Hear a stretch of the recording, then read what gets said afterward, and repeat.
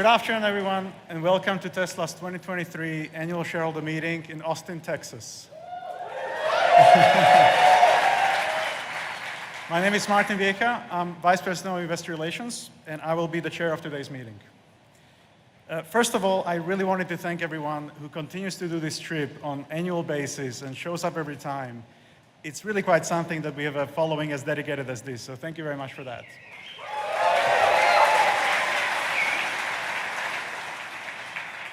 I also wanted to thank our first-time visitors. I know that many of you won a lottery to come for the first time to a Tesla shareholder meeting.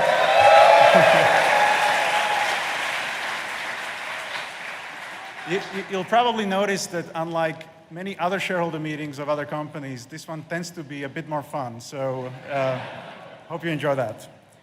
But the last thing I really wanted to say is that just thank you so much for all your support over the years. We really feel like you're part of our mission, part of our story, and it's something we truly, truly value. So thank you so much for that. There will be two parts of today's meeting. First, the formal part of the meeting, where we will cover items that stockholders have been asked to vote on, as well as any other matters that are properly presented. And after the voting, I will introduce Tesla's co-founder and CEO and techno-king, Elon Musk, who will give a presentation about Tesla's year in review. But at this time, I'd like to thank the members of the Tesla team and the board who are here with us here today. A representative from PricewaterhouseCoopers, Tesla's independent auditor, present with us as well. But before we begin, I'd like to introduce you to Tesla's chair, Robin Denholm, who would like to say a few words.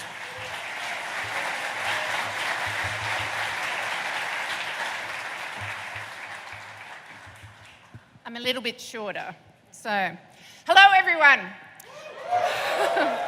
On behalf of the board, I am really honored to welcome you all here today to the 2023 Annual Shareholder Meeting. It's wonderful for me to see everyone in the room today and also the many investors that have joined us today via the virtual live stream.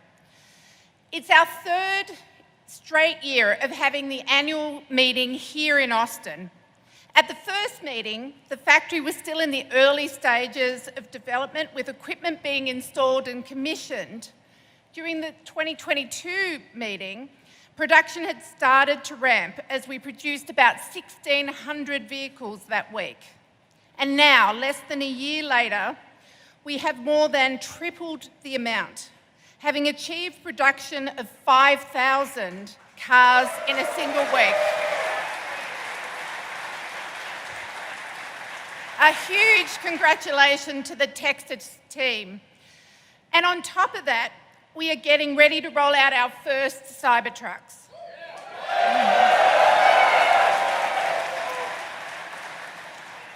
This exponential trajectory of the Gigafactory here in Texas is a reflection of Tesla as a whole. In 2022 was another record-breaking year for us, with deliveries growing by 40% year over year. And that trend has continued in the first quarter of 2023. We would not be able to achieve this growth without the dedication of our amazing employees. I've been fortunate enough over the years to actually travel to many of our locations, all of the gigafactories around the world, and I can tell you that I've witnessed firsthand how our exceptional employees in our global talent across the world has together achieved our mission or furthered our mission of accelerating the world's transition to sustainable energy. A huge round of applause, please. This year, here in Texas, we also had our very first Investor Day, where we introduced our company leaders from design to engineering to supply chain, manufacturing, energy, and charging. And they each spoke about the role of their teams in making our mission come to life.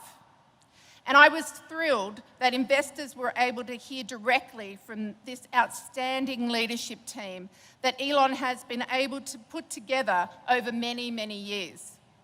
It is on the strength of their leadership and the hard work of our dedicated employees around the world that I believe we are not only weather the macroeconomic environment that we've seen this year, but also continue to be in the strongest position ever to advance Tesla's mission.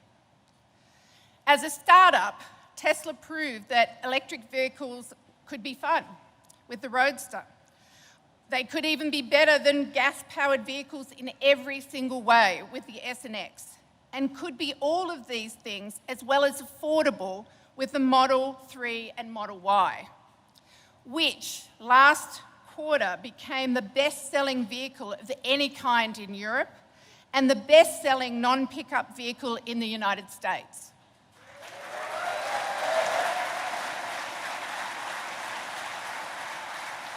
And today, as one of the world's largest global companies, we plan to change the paradigm again by forging the path to achieving a global sustainable energy economy as set out at our Investor Day in our Master Plan 3.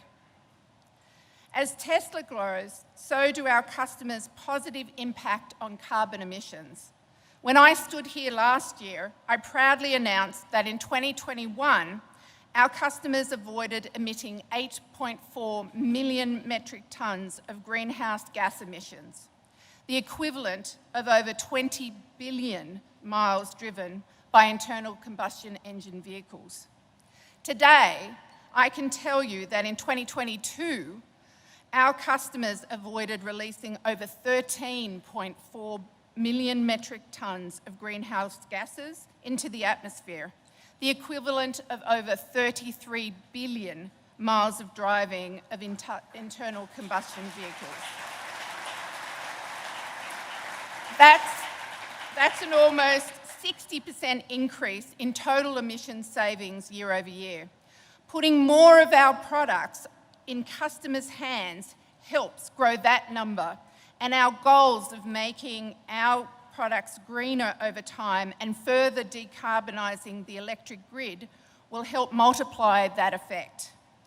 As part of that goal, I am delighted to say that as described in our recent impact report, our global supercharging network was again 100% renewable in 2022. We've been able to achieve all of this while maintaining industry-leading margins and generating strong cash flows over the last several years. Going forward, we will continue our focus on capital investment plans to support our future growth with investments in batteries, in vehicle production, including the next generation platform, in the building of our lithium refinery that we recently broke ground on, in the energy storage factories, in our sales and service footprint, and in our charging network, among other things.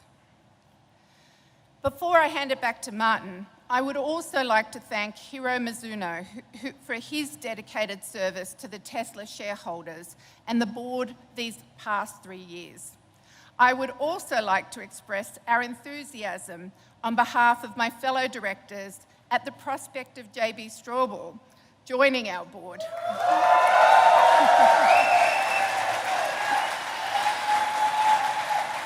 I don't have to tell you that his passion for Tesla and green tech will make him an important asset in our mission to accelerate the world's transition to sustainable energy. So again, on behalf of our full board, thank you for your tremendous support and welcome to your 2023 shareholder meeting. And with that, I'll hand it back to Martin.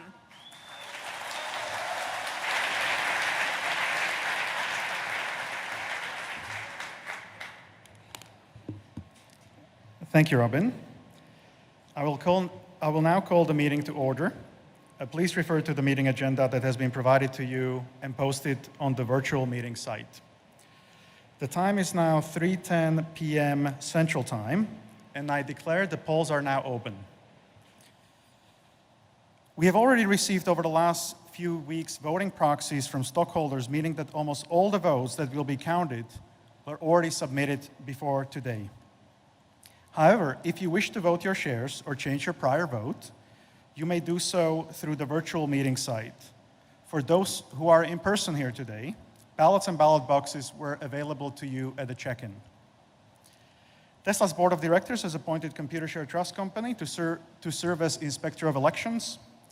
Computershare has taken and signed an oath as Inspector and has certified that starting on April 6, 2023, the proxy materials or a notice of internet availability of proxy materials were mailed or provided to all Tesla stockholders of record March 20th, 2023. We have majority of outstanding shares represented at the meeting, so I declare that there's a quorum present at the meeting, and we may proceed with the meeting. The items on the agenda are as follows. Number 1, the election of Class 1 directors Elon Musk, Robin Denholm, and J.B. Straubel to serve for a term of 3 years or until the respective successors are duly elected and qualified. Number 2, to approve executive compensation on a non-binding advisory basis. Number 3, to approve the frequency of future votes on executive compensation on a non-binding advisory basis. Number 4, to ratify the appointment of PricewaterhouseCoopers LLP as Tesla's independent public registered accounting firm for the 2023 fiscal year. Number 5, to vote on a stockholder proposal included in our proxy statement, which relates to the reporting of key person risk. Number 6, to vote on a stockholder proposal which the stockholders did not seek to have included in our proxy statement. Tesla's board has recommended that our stockholders vote for each of the director nominees, for the approval by non-binding advisory vote of executive compensation, and the ratification of appointment of PwC as an independent registered public accounting firm for fiscal year 2023. And every 3 years for non-binding advisory vote for the frequency of future votes on executive compensation. With respect to stockholder proposal included in our proxy statement, which relates to the reporting on the key man risk, Karen Roberts-Dotier, on behalf of Sumtris, is here to present this proposal. Ms. Roberts-Dotier, can you please identify yourself? I would like to invite you to speak. You will have 3 minutes. I'll hold it for you. I got it. Hello. Thank you for having me here today.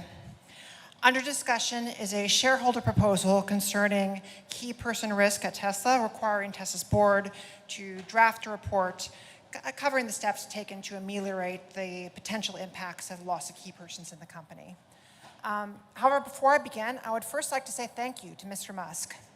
For so many of us, you stepped into fields where we had so desperately wanted to see change, and through bringing in a talented team, willing to put in the long hours, you dragged reluctant industries kicking and screaming into a better future. And for that, thank you. Building up this juggernaut around us, which, as you largely put it, runs itself these days. Thank you for that. And yet now here we are today, at a time when Tesla's technological leadership should be on display. The investment community largely sees us as adrift, with management focused on all that matters not Tesla, watching as Tesla's brand favorability dropped by 15 points last year, something that costs us margins.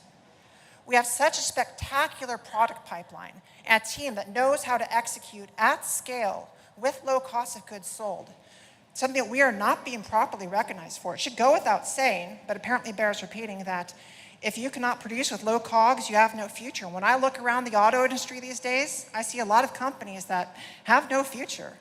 And that's a success on behalf of an incredible team here at Tesla that deserves recognition. But when people look at this company, that's not what they see. They see the company as a synonym for its CEO.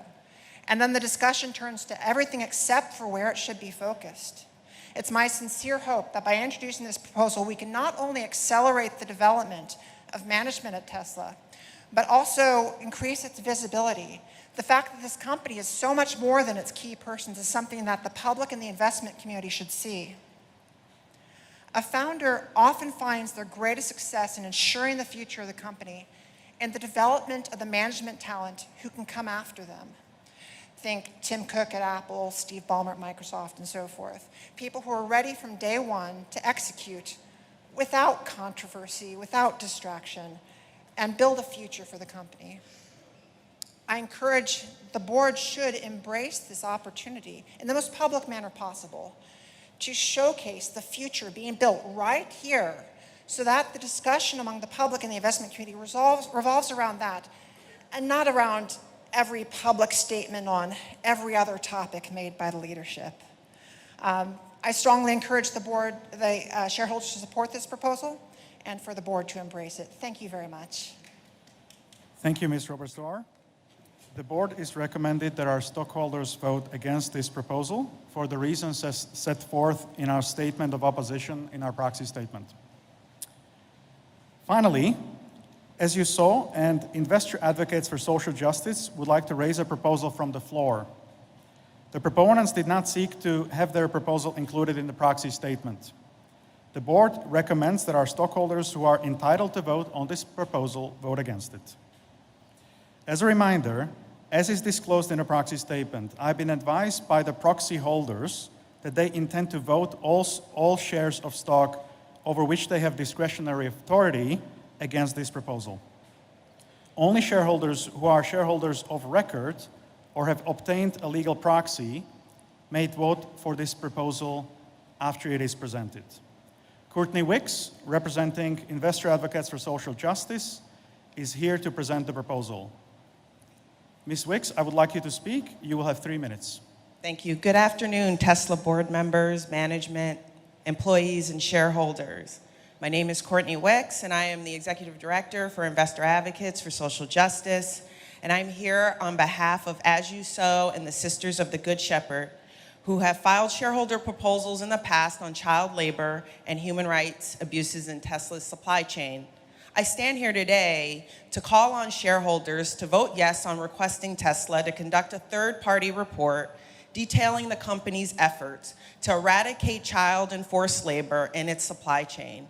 The human rights risks that permeate throughout Tesla's value chain, when not adequately addressed, harm shareholder value and undermine Tesla's ability to lead the just transition. Growing attention and concern have been placed on child labor in cobalt mining in the Democratic Republic of the Congo, as well as on forced labor in China's Xinjiang region. 70% of the world's cobalt needed for EV batteries are sourced in the DRC. Over 40,000 children work in artisanal and small-scale mining, often without protective equipment and in dangerous spaces that frequently collapse. Many children are seriously injured or killed in the mining process. In Tesla's latest sustainability report, it claims to have audited 80% of the miners and refiners in their cobalt supply chain against responsible production standards. However, there are many industry-backed standards, some of which are weak, and it isn't clear what percentage of audits were conducted by which initiatives. It is also unclear how the company's due diligence ensures cobalt sourced from child labor is not intermingled in the industrial cobalt supply chain. Subsequently, an estimated 1.8 million people have been subject to state-imposed genocide, detention and internment camps, and forced labor in the Xinjiang Uyghur region. A recent study concluded that automakers cannot conduct meaningful audits in this region. The recent Uyghur Forced Labor Prevention Act in the United States Senate inquiry into Tesla's supply chain highlights the regulatory risk Tesla faces. We believe a third-party audit would provide greater transparency into how Tesla plans to eradicate child and forced labor from its supply chain. One of Tesla's competitive advantages is its sustainable leadership. Tesla, its board of directors and management team have a moral obligation to pursue ethical sourcing practices that do not rely on the lives of children or enslaved people. Tesla can continue to make a true leadership difference that forges a sustainable economic future that is anchored by innovation, empathy, human development, and shareholder value. Thank you. Thank you, Ms. Wicks.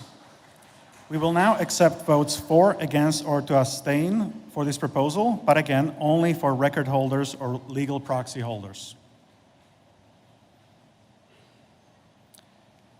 Please note, this is the final opportunity to submit proxies in order for them to be counted.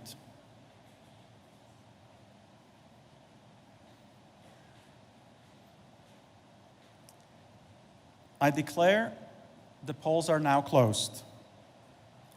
Based on proxies we have previously received, I'd like to announce on preliminary basis that our stockholders have approved the recommendations of the Tesla board on all agenda items, except that shareholders have recommended 1 year for non-binding advisory vote on the frequency of future votes on executive compensation. This means that I would like to officially announce our new addition to the Tesla board, J.B. Straubel.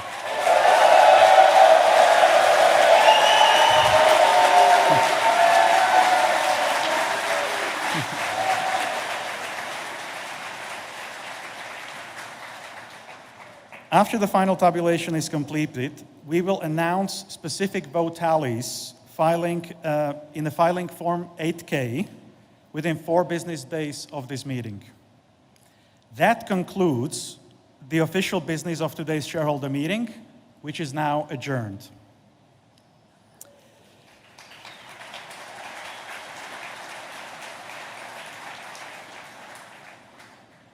During the course of the following session, we may discuss our business outlook and make forward-looking statements. Such statements are predictions based on current expectations. Actual events could differ materially due to a number of risks and uncertainties, including those disclosed in our most recent Form 10-K and 10-Q filings with the SEC. Such forward-looking statements represent our views as of today, should not be relied on thereafter, and we disclaim from any obligation to update them after today. And with that, please welcome Elon Musk.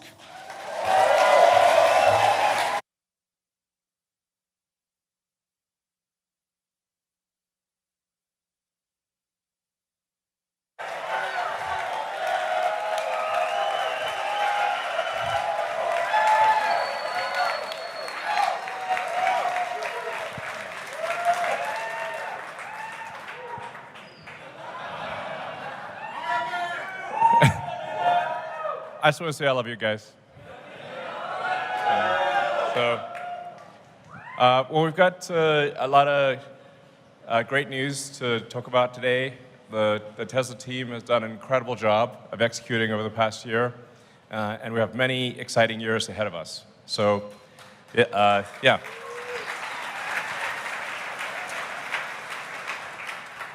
So with the Tesla Master Plan Part 3, which admittedly was quite technical. We wanted to go into a lot of technical depth. It was clear that what we were saying was not just, were not merely assertions, but that they were backed up with physics and with real data, that it's realistic.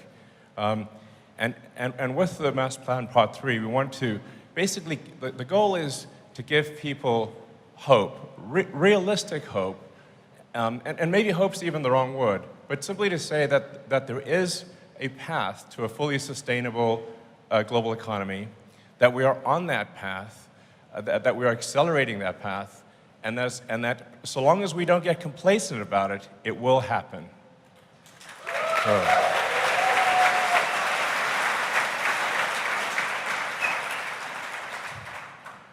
So I'll kind of rush through a recap of the Master Plan Part 3, but some of the salient points are that it will actually take less energy to go sustainable, not more energy.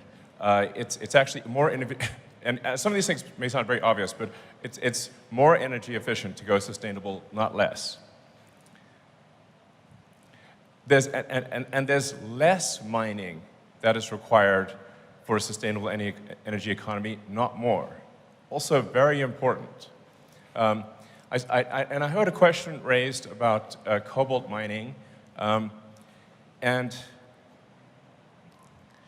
you know what? We will do a third-party audit. So So,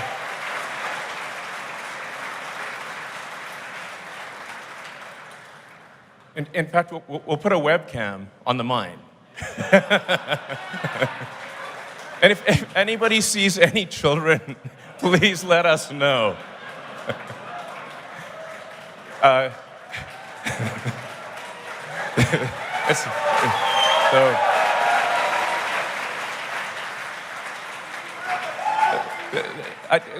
mean, I don't want to go off on a tangent too much on that front, but it's very important to appreciate that most of our battery packs are iron-based. A majority of our battery packs are iron-based, not cobalt. And then our other battery packs are nickel-based, not cobalt. The nickel batteries use a little bit of cobalt as a binder, but only a tiny amount. In contrast, your phones all use 100% cobalt. I recommend complaining to the phone manufacturers.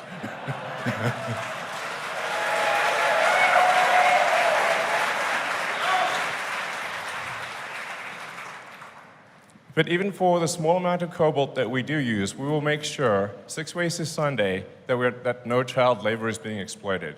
Obviously, we're a company that cares a lot about doing the right thing, and we don't want to delude ourselves or delude anyone else. So, yeah, count.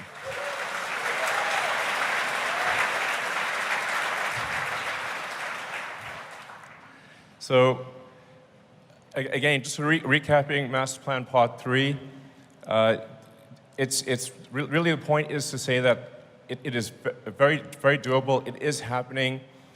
We need a threefold increase in solar and wind. We need to, admittedly, some of these are 29-fold increase in vehicle stationary and thermal battery production. Actually, in a nutshell, the way to think about sustainability is the faster we can make battery packs, the faster we can move to a sustainable energy economy. That's the fundamental limiting factor. So, I'll just grab some water here.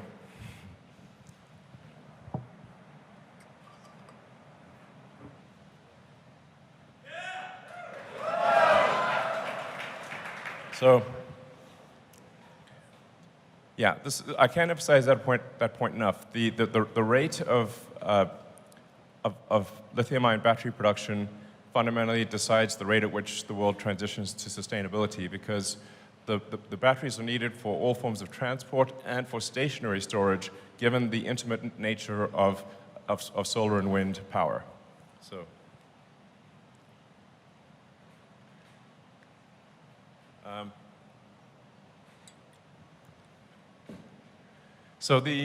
And we do invite people to critique our analysis, because any given analysis is going to be to some degree wrong.